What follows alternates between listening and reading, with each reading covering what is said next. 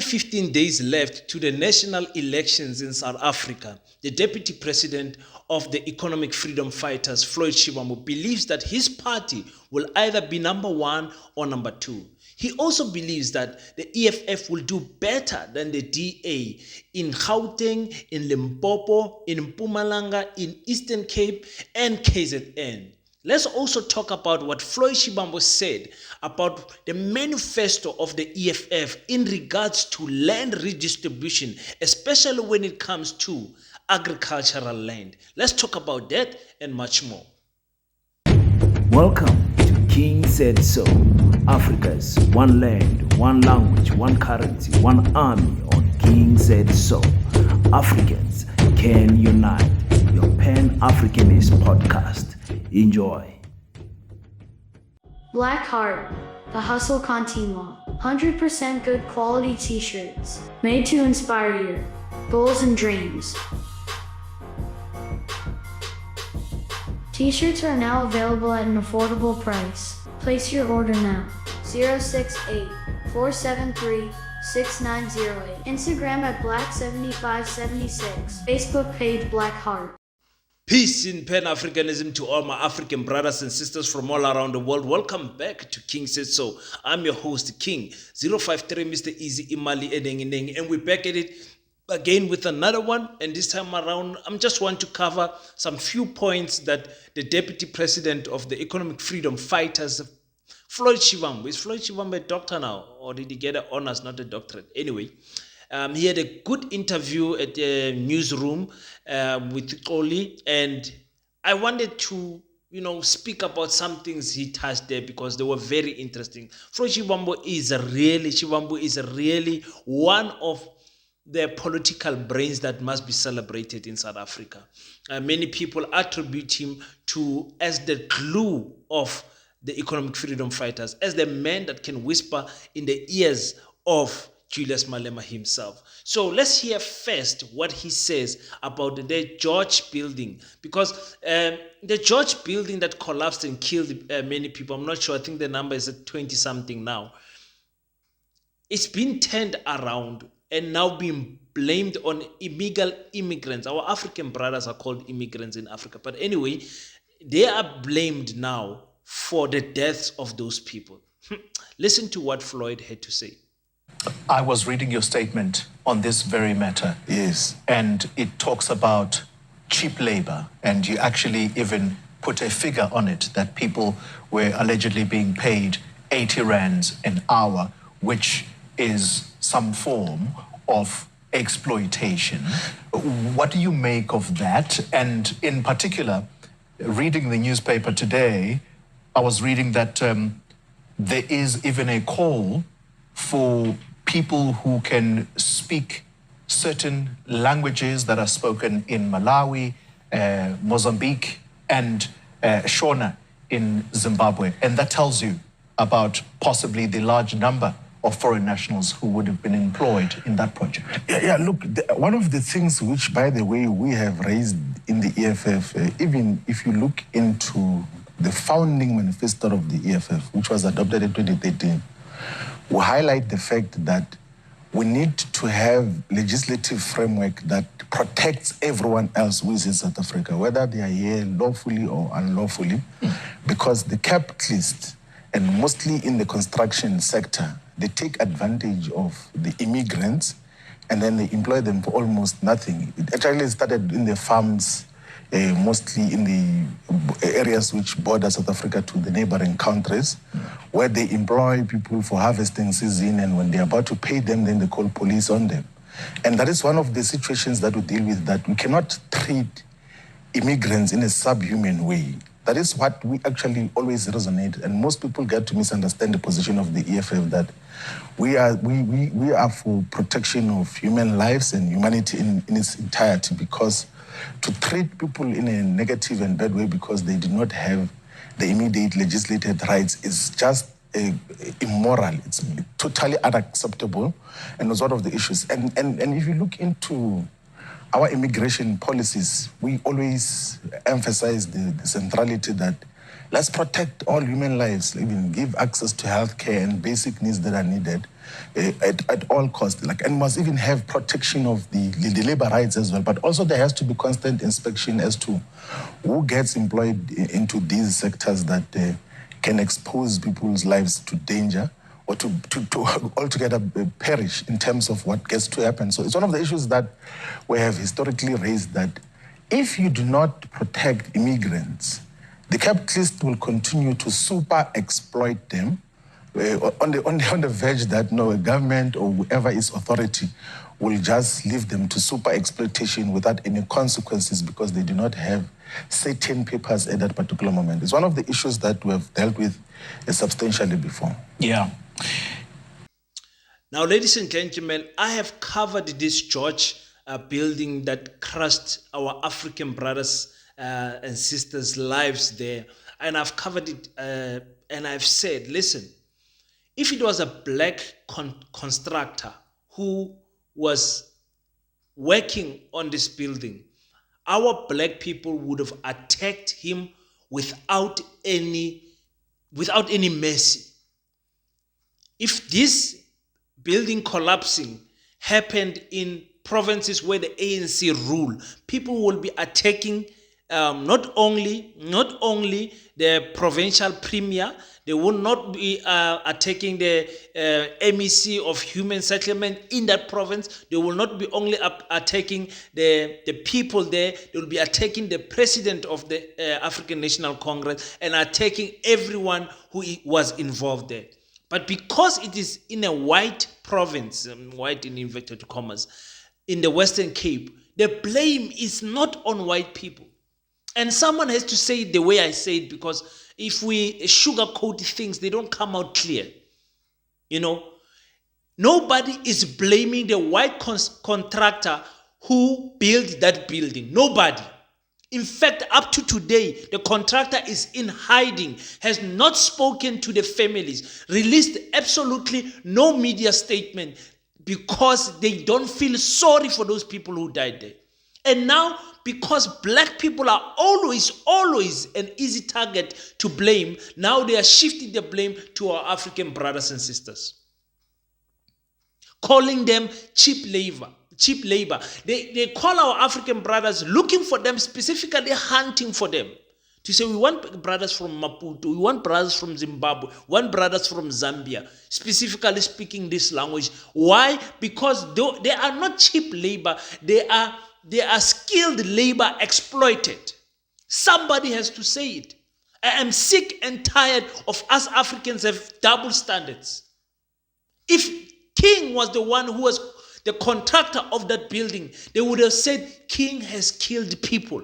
Don't trust King's construction company. They must not get any job again in this province or in this country. That's what you people will be saying about me as a black person if I was the one who was facilitating the building of that multi-story building.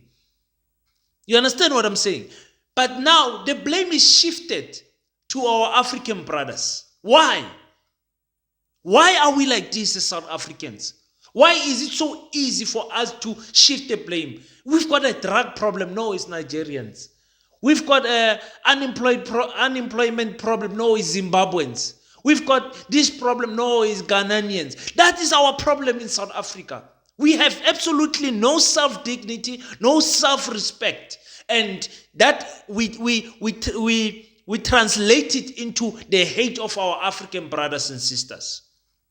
There is no refugee of an African person here in South Africa. That must be said and repeated, and so it can go into your head. An African cannot be a foreigner in his land. I cannot go to Kenya and they call me a foreigner. What type of nonsense is that? How am I a foreigner in Kenya? Because I'm born in South Africa. What nonsense is that? I'm an African. When they see me, they say, my African brother. When I go to Zimbabwe, they say, my African brother. Makasimba here. Takasimba. You understand? Everywhere I go in Africa, I'm an African. Full stop. We know who are the refugees who came here, our settlers, and never refused to go.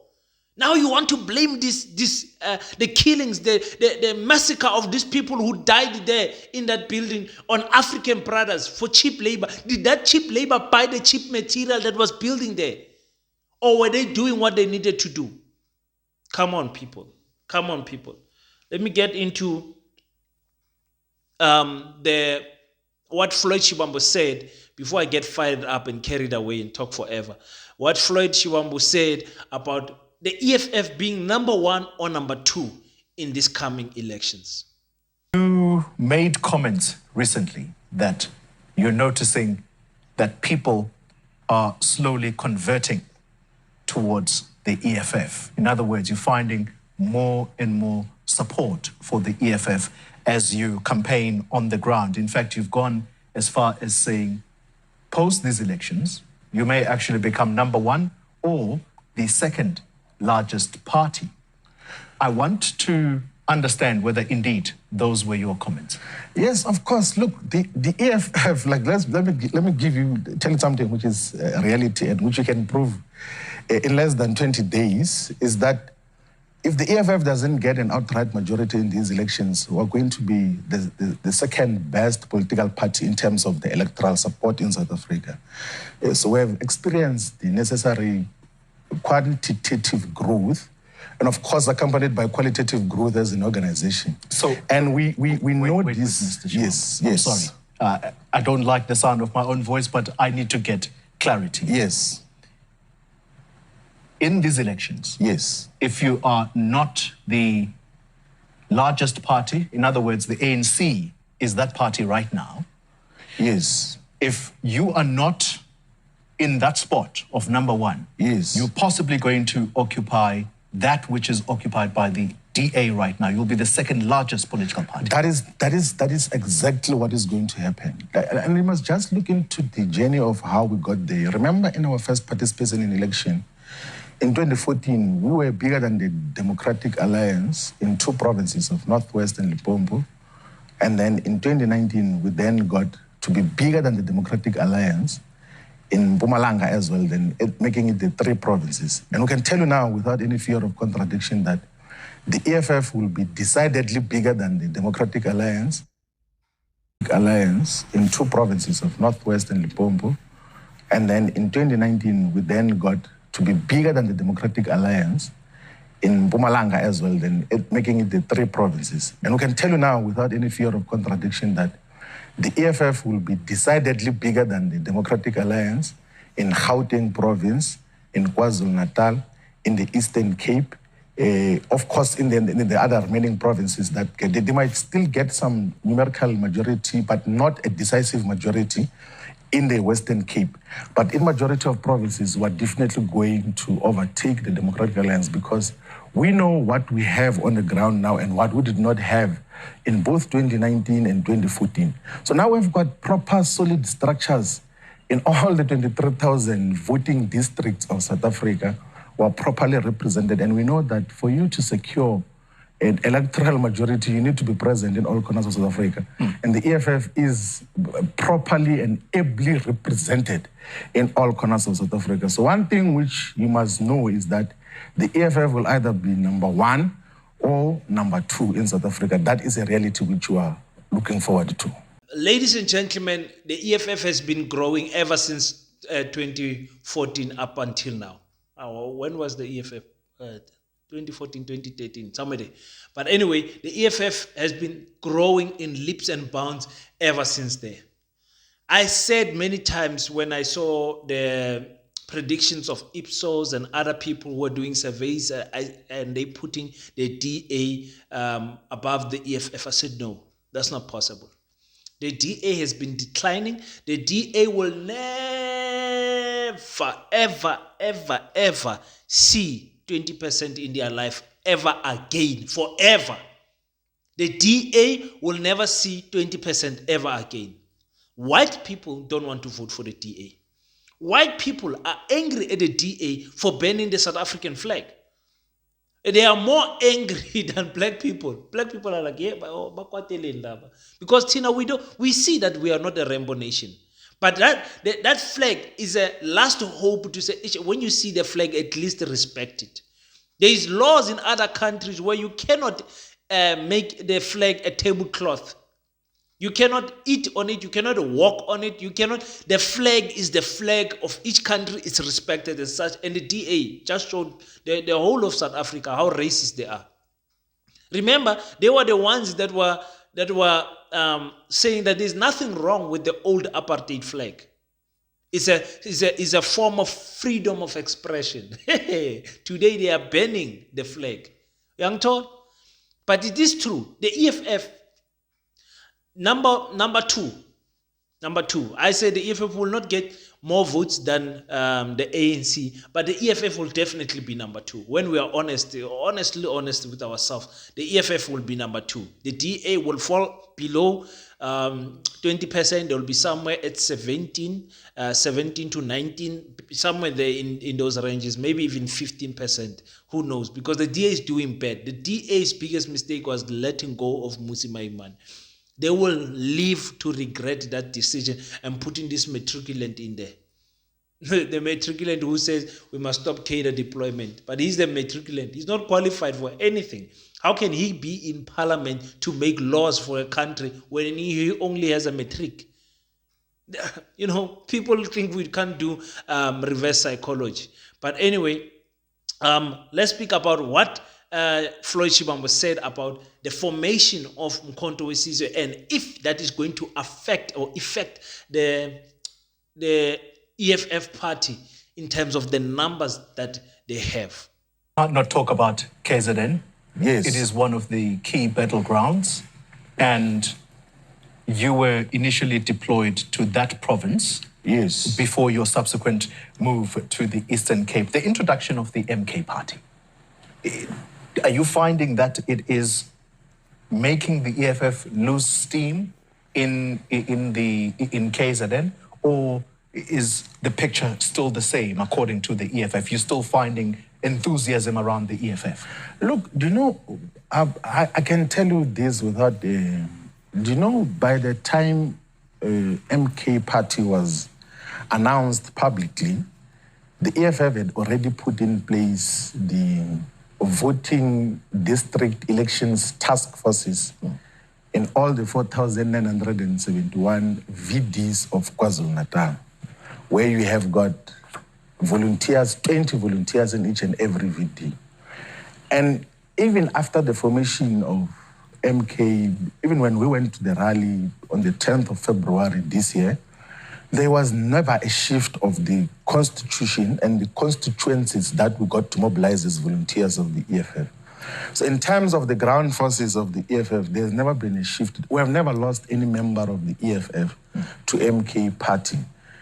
On the contrary, the ruling party is the one which has had a lot of its regional and sub-regional leaders who flocked into the MK party for one reason or another. But the EFF has not been affected by the formation of MK party. And of course, it will get some support in KwaZulu-Natal and all of this. We cannot deny that fact. But it doesn't affect the consistent growth of the economic freedom fighters. Remember that in 2019, we got 350,000 votes in KwaZulu-Natal. And we are sure that if we have underachieved, it would have been when we have failed to increase that by at least a minimum of 100% as compared to 2019. So we're not affected at all by MK party, and I don't think it will displace us. And the other simple issue, by the way, which is scientifically proven, is that we appeal to a different constituency. We appeal to mostly younger voters, like all the statistical and polling illustrations have demonstrated the simple fact that a majority of young people, they say that this is our organization as a generation, which is going to carry us into the future. So I don't see young people associating with organizations that are led by 80-year-olds or organizations which are putting people who are above the age of 80 to campaign for them, telling lies and all of those other things there, as is happening now with the dying former liberation movement, the ANC, where they put octogenarians to be the ones who are campaigning for them and say, no, vote for us because we represent the future. We're going to continue with the uselessness that has defined the past 8 years. So it's one of those things and young people are not fools, by the way. Young people are much more alert.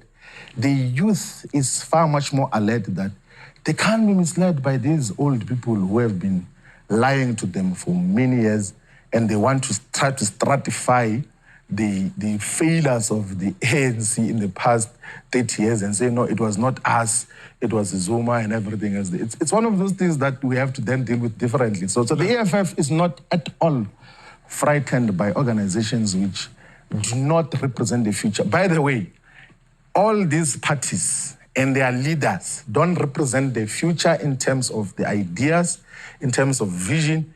Even biologically, they don't represent any future, because majority of these people who are making commitments to young people now will not be there in the next 20 years. Part of the Ourselves will still be at the center of the agenda of economic emancipation here in South Africa and in the entire African continent. Part of the reason. For me, there is no black party that can say the formation of Mkhonto Wesizwe is not going to affect them. No party can say that, including the EFF. No party can say that. Yes, the party that is going to suffer the most is the ANC, because most of the people that are in Mkhonto Wesizwe actually come from the ANC. They've left the ANC, including their president, and went to go and open another political party. So for me, definitely the ANC will suffer the most. The IFP will also suffer, especially in KwaZulu-Natal. Remember, Zuma is the one that won KwaZulu-Natal for the ANC. The following of that man in KwaZulu-Natal is unmatched by anyone. And remember, Zuma, they're following him as an individual, not even as a party. Just as even if Zuma stood up as an individual candidate and went for the race in KwaZulu-Natal, he would win. He would win. So I don't see the ANC winning KwaZulu-Natal, not because of Zuma specifically, because of the IFP and the EFF. I see those parties, they are disturbing the ANC in that province. And also kuna laba blue, angazi nibavotela laba blue. Hayi nina nangibhora amazulu. Yabona amazulu masenivotela ubathu bano Chris Papas ubani lentwana le nivotelayo. Hayi mina angazi ngene yini. You will never hear the DA speak about land. They can't. They can't speak about land redistribution. What nonsense is that? They can't speak about economical inclusion for black people. They can't. All they can talk about is our municipalities must be run better. Everyone must be equal and employed equally. That's all they can say. You can't say anything that is going to improve your life as black people. But anyway, the EFF indeed, when it comes to the geographics, the people that they are targeting, constituencies, is different, a little bit different from similar but different from the MK party. So yes, the MK is going to affect them, but not as much. Not as much. I believe that the structures that the EFF has placed in place is going to carry them. It's just going to carry them so that the effect of Mkhonto Wesizwe is not that much. I don't know what you say. You will tell me on the comment section. So let's get into the land question. What is Floyd Shivambu saying about the land question? So your party's mission to implementing this policy, should you be the government of the day, specifically land reform and redistribution. You are saying in your manifesto that you're going to do this through amending Section 25, and that means also bringing back or reintroducing the motion of expropriation without compensation through Parliament. How do you achieve this without compromising food production? Land reform and agricultural productivity are obviously related, but are not the same thing. If anything, we're going to safeguard the food sovereignty and security of South Africa. Because South Africa presently is not sovereign in terms of the food production system. We still import a lot of basic food items, be it flour, be it meat products, and a variety of other things which otherwise are supposed to be domestically produced and cultivated. So if anything, is that once we have given access to the land to majority of our people, we then have to activate the roles of the National Agricultural Marketing Council, which is a legislated body tasked with making sure that there is optimal agricultural productivity in South Africa and give our people implements, make economic value out of agriculture, and even deal with the industrial aspects and the manufacturing aspects that deals with the entire food economy, from the manufacturing and assembling of the tractors and the food implements, from everything else that is involved in the entire food economy value chain.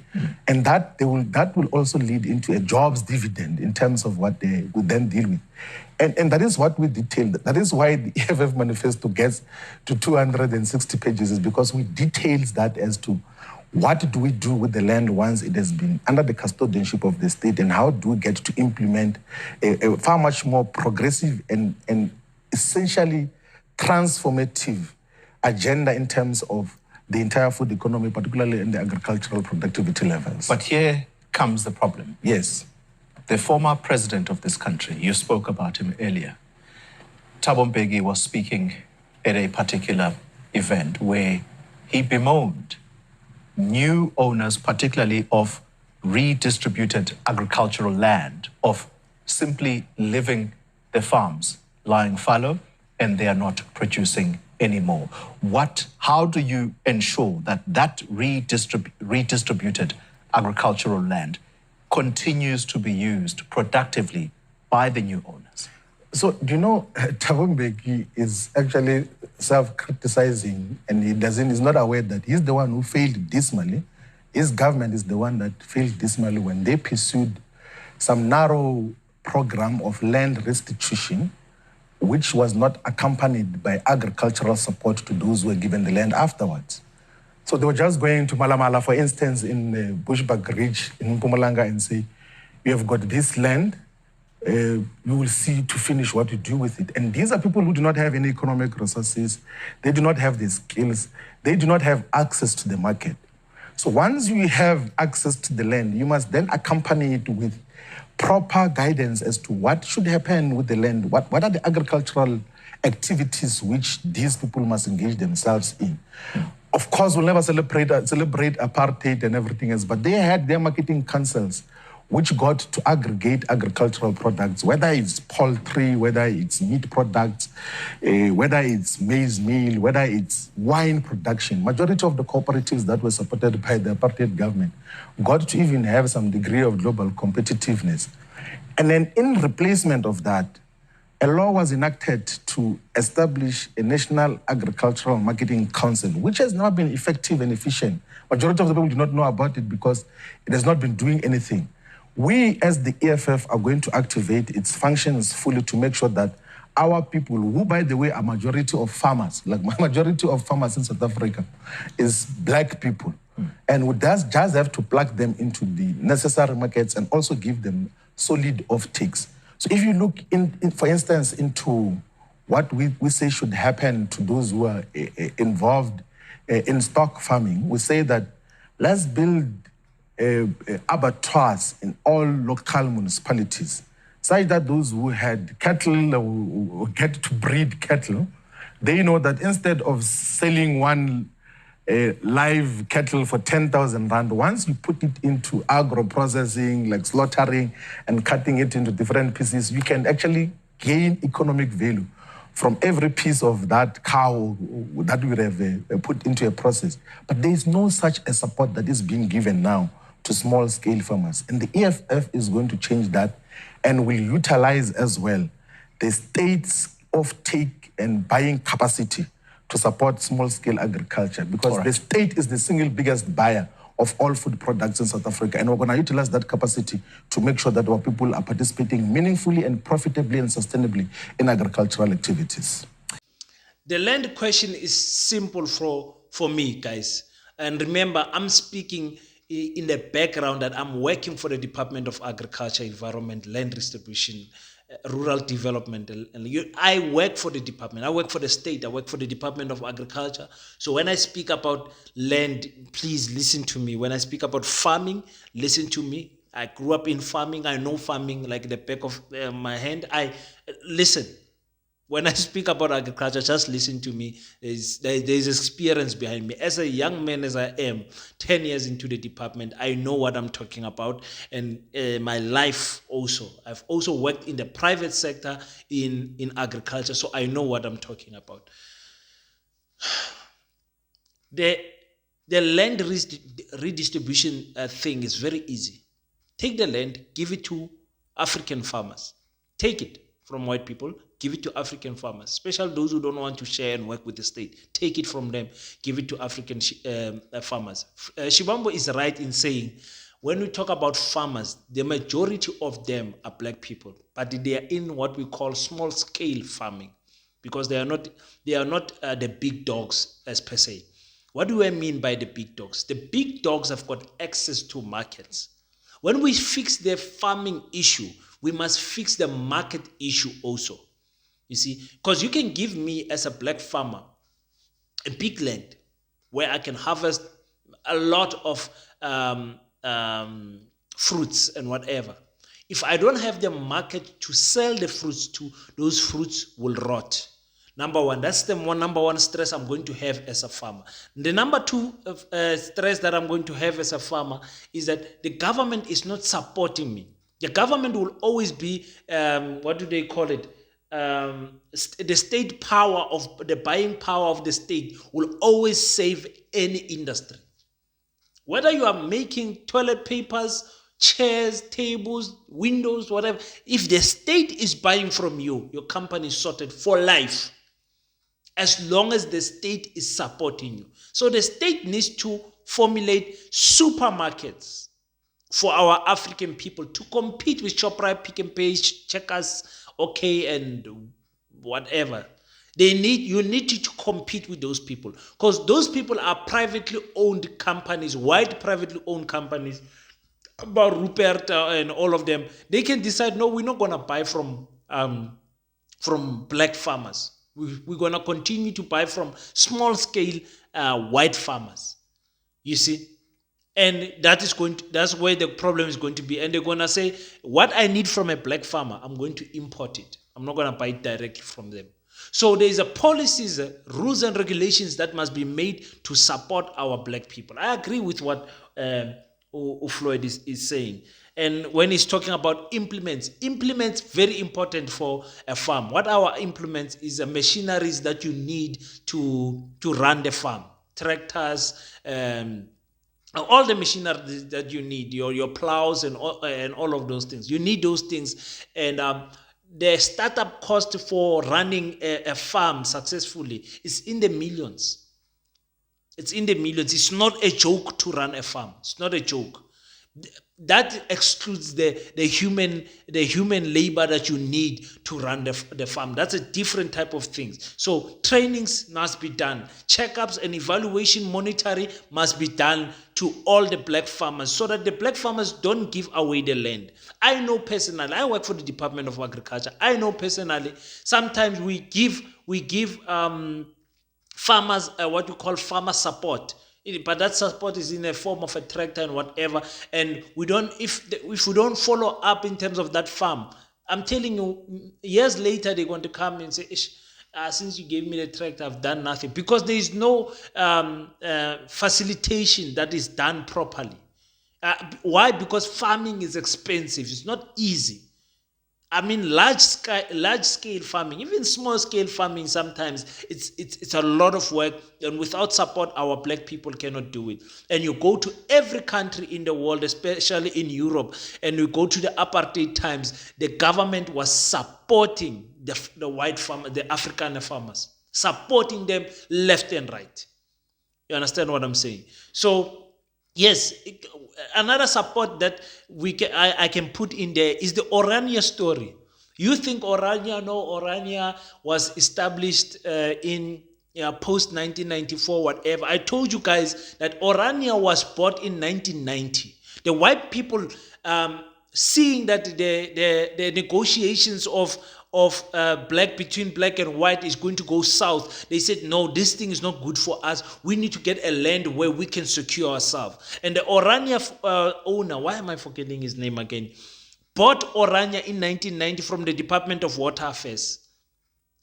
You can fact check me, ladies and gentlemen. And Orania was established in 1991.